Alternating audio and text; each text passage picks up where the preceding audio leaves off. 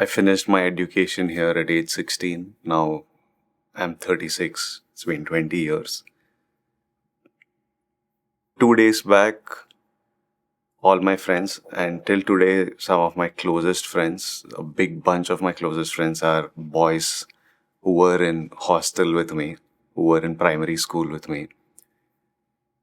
Till today, so till like 2 days back when we meet, they were all at my house, and when we meet and we all talk, it always goes back to stories from hostel and stories from primary and stories from high school and experiences we had here.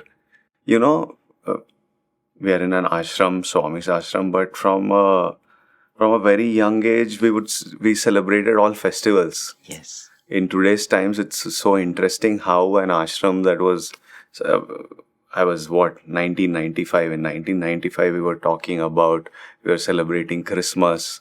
Until today, a lot of things I do in my life have their source from my growing up here. So once I became an actor and I started doing something called on my birthdays, I would send out ice creams to people. And I think the source of that idea comes from doing Gram Seva that we all did here during the what would have been winter holidays. Dasara time. During Dasara time. We were all taken. We would go to villages around here and serve them food that were packed. We were part of the packing Chitranam and give them all saris. And it was such a nice experience to do that. And I think me giving ice creams and much later in my life, without knowing it, knowingly or unknowingly, the source is from that experience that we had here and that community thing that we did here. To be able to debate and discuss and take opinions of multiple people and still be okay having that discussion. We had something called human values, which we were scored for. Yesterday I went to primary school and kids were having their classes and I was like, what class? And they were like, human values. These were all such interesting things that were part of growing up here. It's such a wholesome, positive environment to grow up in. You are known as someone who bonds with people so easily. Everybody feels one with you when they start talking to you, and they feel so good to have conversed with you. So where is all that coming from? I think like most, it's probably growing up in a boarding school and growing up in a boarding school like Swami's institutions. By the end of 10th standard, when you realize that some boys, you became so close.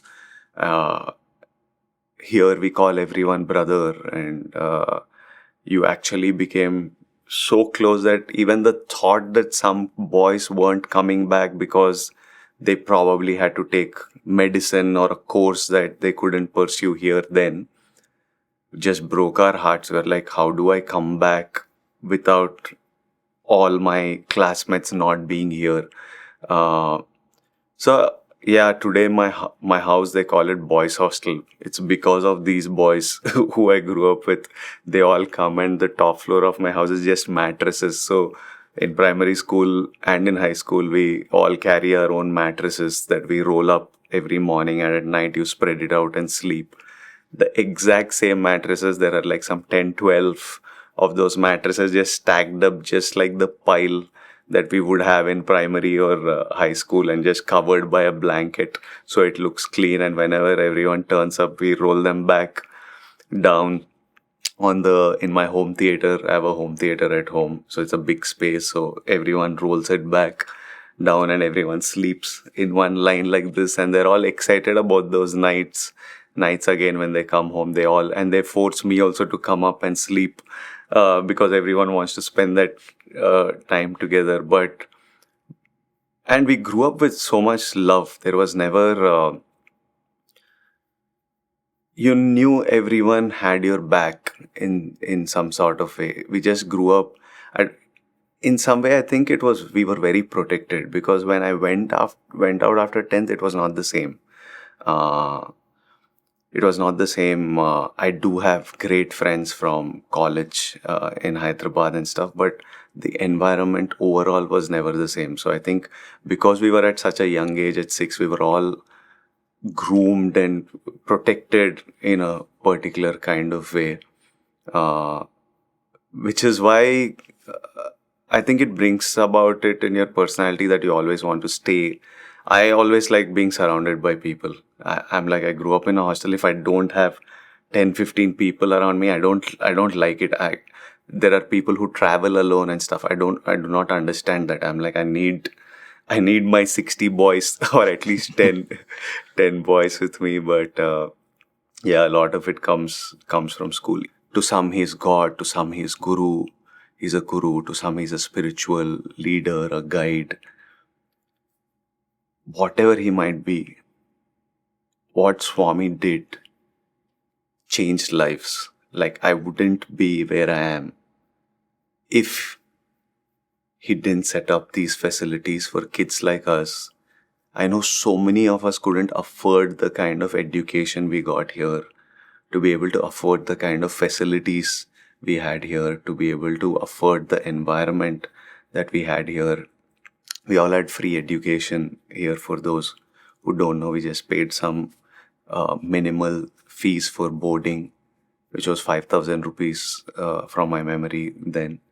But just I know that if me and my younger brother didn't have that opportunity to study here, uh, life, our life would have been a drastically different path. So forever, why Puttaparthi is such a big part of my life, and it keeps coming back in conversations, is because it was the founding, it was the it is the founding uh, part of me. Uh, it was what shaped you, and Swami would keep saying that, and teachers would keep saying that at this young age, they had a term for it, that in this age only you could properly structure a person. You could shape how they think and how they are, and it is true. It is true in many ways. Until today, if I have anything, I can completely bank on my Puttaparthi boys. I can trust them with anything. I know that they'll always get it done, or things are uh, safe with them. So with them, I can blindly trust most things. My older brother, um uh, his name is Bharatana. He's sitting right there. So Bharatana was the first, I think, in the family. He's 10 years older to me. So Bharatana was the first to join here. Then Bharatana's sister joined here. We had an entrance exam then. And after, I think my mom seeing them was like, I want my kids to be able to have this. Even though it is extremely hard for the kid or the parents at age 6 to put them in a boarding school. I think it's very hard, but it was a decision my mom strongly knew can change the life of my child. We could give them something that they couldn't normally. So I remember that my mom would train me for the entrance exam. So I would be at home, and she would be teaching me stuff. And I wrote the entrance exam and I came. But they were also part of the Samiti. They were part of the Sathya Sai organization. My grandmother, uh, through some incidents, uh, became a follower of Swami. My mom's mom and my mom's dad. Uh, those incidents are a little surreal, but somehow they became followers of Swami. And once they became followers of Swami, we all got into the education system. We all studied here, and now we all live. Bharatana lives in Dubai. I live in Hyderabad. Everyone lives everywhere, but we're all from here. Just yesterday, I was sitting in Bhajan hall. I was sitting for Bhajans, and I was taken by surprise. It's been a while since I've come after Swami leaving us physically. When suddenly Swami's bhajan played in the end, and it just took you back to those times where you almost took it for granted that you will have it forever, where this will be there forever. But I still remember whenever Swami sang, it was special. It would just get us all excited and bring the energy up so much, and we would all just enjoy him leading the bhajans so much. It was so nice to hear him, and I I didn't process that the students here today weren't there when we were celebrating all of this with him. So when somebody mentioned that to me, I was like, oh yeah, none of them were probably there. To me, it feels like I was here 5 years ago. I went to high school last night, and I was like, this feels so recent. It doesn't.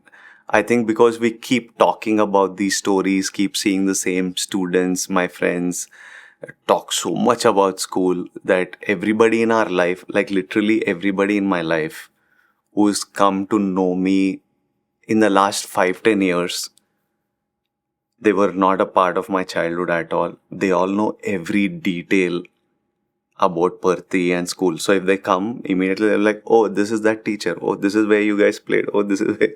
Because the stories are so thick and heavy that everybody in my life knows about school so much. But celebrating it with being there once in a while, when it was your birthday, you got to go give him aarti. Lots of my friends got something created by Swami. Like one of my friend who traveled with me still wears a chain that he has never taken off, that Swami created for him. When we were in the early years of primary school, Swami would come for prize distribution to school. I think every memory was so special, and just every festival was something else. Even though you're away from family and stuff, like celebrating Ganesh Chaturthi, celebrating Dasara, Diwali Swami would give us all. First, he would do a show here where institute boys burst crackers, and then we would all go play with fireworks in school. The food around festivals, waking up early and coming to see Swami, and Mahashivratri, where the kids in primary, we didn't have to stay up all night. We would go back and come back in time for, there would be Chitranam and Pongal in the morning that we were all very excited about. But, these are all like core memories. All of this becomes such a... and I'm so glad we had this rather than... everything was so... everything was an experience. You were in that experience and you experienced it with people and you were a part of it. You went, distributed food, distributed sweets, participated in these festivities. We would build for Ganesh Visarjan. We were building those chariots to move Ganesha in and dance on the streets and sing songs. And rather than being at home and watching TV, or doing nothing, it was very enriching to have the celebration of celebrating all kinds of festivals, of being part of social activities in a way, of having the facilities of sports, which I think was very important to me and plays a big part in my life. Till today, I cannot live without sport, and I am physically the person that I am because of how much sport I played in primary and secondary. The sporting facilities we had were unreal. The cricket grounds, the volleyball grounds, and the time allotted to play sport channeled our energy so productively.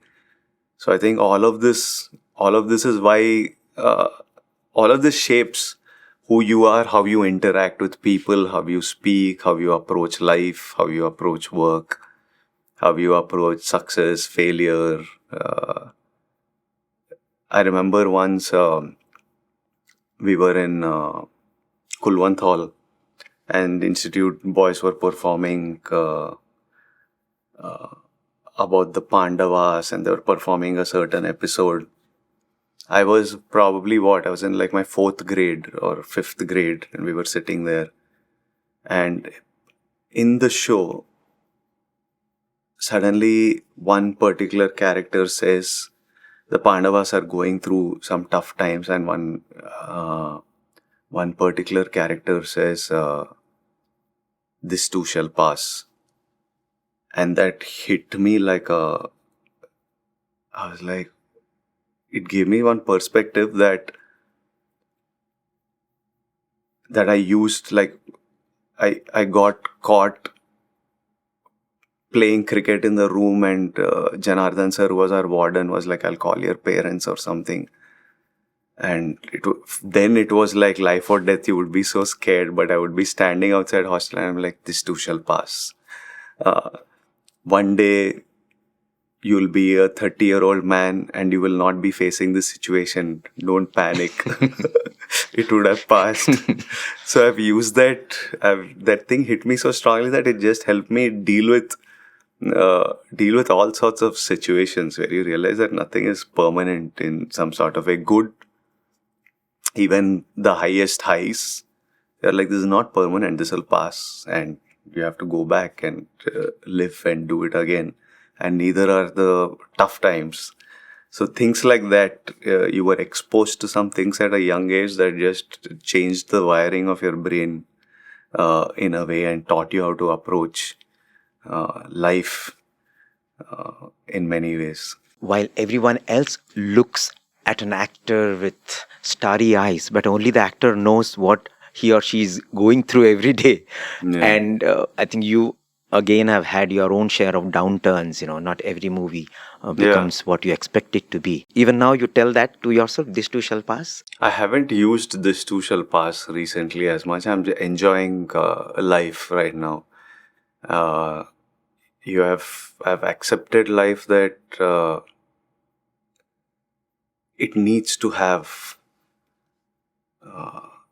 the highs and lows, otherwise it's boring. If you watch a film, it needs to have the character, the hero of the film needs to go through conflict, needs to beat the conflict and come victorious, and then there needs to be a plot twist. Then he needs to figure ways to get out of it, solve something, save some people. So unless in any story, any book, if it's just going like that, nobody's interested. Even in our own lives, if it was consistently going at something, I think we would all be bored and done with. You need these challenges. You need challenges every day to that gives you a goal, that gives you direction, that keeps you motivated. So I think life, you need to have that, and the stronger the conflict, the bigger the hero's arc.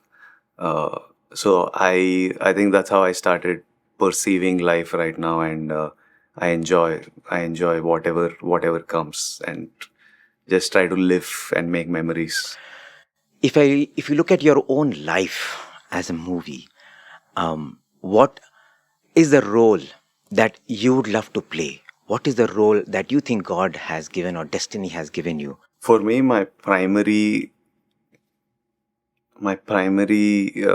purpose is first to make sure that my mom, dad are really happy. I think I start this way. I don't start.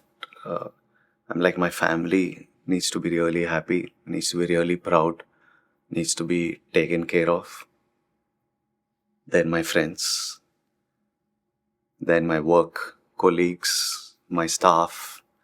So you start with the people around you and hopefully create a positive effect that trickles down in a bigger way. Being an actor that's a public figure, the exposure, the kind of the amount of people that you impact, that are following you, is also is bigger than if I was doing a job where not many people knew me. if everybody made sure their parents were happy and proud, I think the society is already, your parents are only happy and proud if you're doing well. Like even coming here and speaking in a way is to make sure that people can see little bits of how you think and how you live, and hopefully pass on some things that I've learned because of the opportunity I had from growing up here, from the people that surround me, from the books I've read, from the little dramas I've seen and things that I've picked up along the way, to be able to pass it on in my own way. And somewhere it'll, if it helps someone, changes something, uh, that's the good you can hope to do. And you are someone who's known to have a very beautiful heart. Every time there is a disaster, you go out of your way to help, be it COVID, be it Pulwama. And I think when you do it, given the way people love you, the youngsters love you, it inspires them. And it's so beautiful that you have a foundation. And I guess the foundation of that foundation is in Prasanthi. For sure. For sure. All of this giving and stuff all comes from growing up here. Now it's subconscious. Now it's no longer like a conscious decision as much.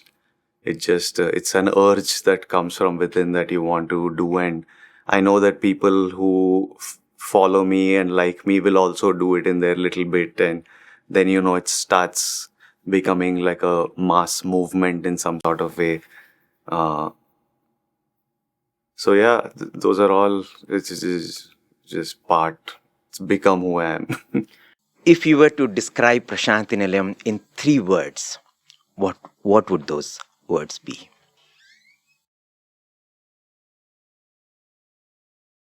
Peace is the first word. It's just peaceful. You just want to walk around barefoot in the ashram, and I'm taking deeper breaths when I'm here, when I'm walking around. I don't know why, I'm like some energy will go in. Peace is my first word. Love was a big emotion that we all had, and that was always Swami kept saying, love all, serve all, love all, serve all. It'll be painted across walls, across primary schools, dining hall, and the roads, everywhere. That was a big part of his message. And community. I think yesterday, people from all across the world, they're all doing some jobs, but they take a week to come. Like my mom started that way. They would all come as seva. They'll come during festivals, something to volunteer, serve water, help in lines and queues. Yesterday I was being served by a bunch of men from Maharashtra who are all chartered accountants and stuff. But I was asking them, you've left your job for this week? Yeah, I've taken off for a week to come and serve for this 1 week. Everything here is very, be it celebrating festivals, doing any social activity, just going about everyday life. It's a very strong community that Swami built. Peace, love, and community. Awesome. So finally, what are you taking from here as you leave? Me, I've had a really good. I spent just a day. I'm headed back to work today, but it was a really good one day. I went. The biggest thing I'm taking back is I went and saw Munni auntie and just hugged her. I used to be so scared of her as a kid, but we still loved her. We had this fear, respect, and immense love for Munni auntie. She fed us a lot yesterday, and we remembered some dishes that we had as kids. Once in a while, they would serve us this malai with bread, and I was like, auntie, that malai you had? And she was like, beta, I have it. And she was like, bring it. And then she gave us malai, and I've given up on sugar for a while now, but auntie was putting sugar and malai, and I was like, I can't say no to this. And I just didn't feel like leaving her. She's like, she was our headmistress, but she's like our grandmom. She's literally like my grandmom. So, and she's always holding, hugging, blessing, holding, hugging, blessing. And I was like, I want to give you, I want to hug you. And she was like, come. And then I hugged her for 2-3 minutes and felt nice, and went around school a bit, saw all our teachers. And it's been 20 odd years since I left high school. So it would be like 25 or something since I left primary. But every teacher just remembers as soon as they see not only me, my brother, anybody, they're like, Anant, Vijay. And then they remember things that you did. And I'm like, how do you guys? Because they are going through 500, 600 kids with every turn of the year. And I'm like, I'm from 25 years back.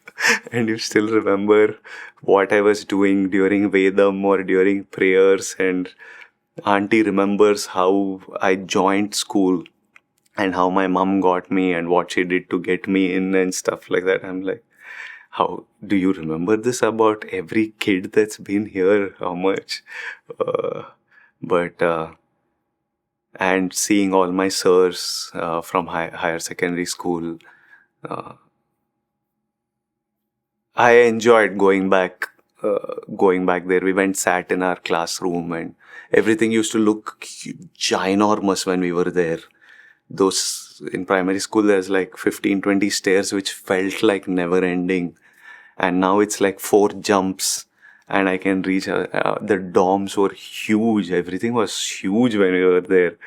Now it feels like, oh, it's a little smaller than what I remember. It's a different perspective, but even the scent of the place, prayer hall in primary, was like, as soon as I stepped in, I was like, it's Dashara, because auntie does this whole Dashara, this puja with that kumkum, and you can smell the oil of the lamps and the kumkum. And we were up and I could smell dining hall, and it smells the same. The scent of the place is the same. So it was really nice to come back to these core memories and core part of who we were. Yeah. Done. Thank you, brother. Thank you all. Thank you so much. Thank you all. Sairam.